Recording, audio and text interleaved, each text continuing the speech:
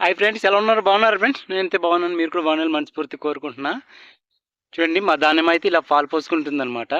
ఇంతకు ముందు ఒక వీడియో చేశాను కదా, మా ధాన్యం అయిపోయిందని. చూడండి, అదైతే పండిపోయిందనమాట. ఇప్పుడు ఎప్పుడు కోస్తామో తెలియదు. వర్షం అయితే చూడండి, క్లైమేట్ అయితే ఎలా ఉందో చూడండి, మొత్తం మబ్బులేసి ఇప్పుడే వర్షం దిగిపోయేటట్టు ఉందన్నమాట.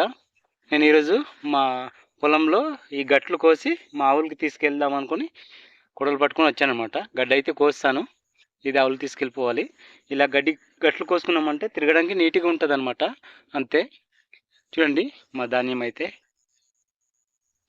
చాలా ఆనందంగా ఉంది.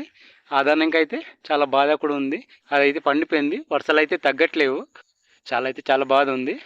ఓకే ఫ్రెండ్స్, ఇదైతే మరి వర్షం దెబ్బతినకుండా ఉంటుంది అనుకుంటున్నా. చూడండి, ఇది కూడా పాలు పోసుకుంటుంది అనమాట. ఇది ఒక ఎకరం ఉంటుంది, అదొక 2 ఎకరాలన్నర ఉంటుంది. Okay friends,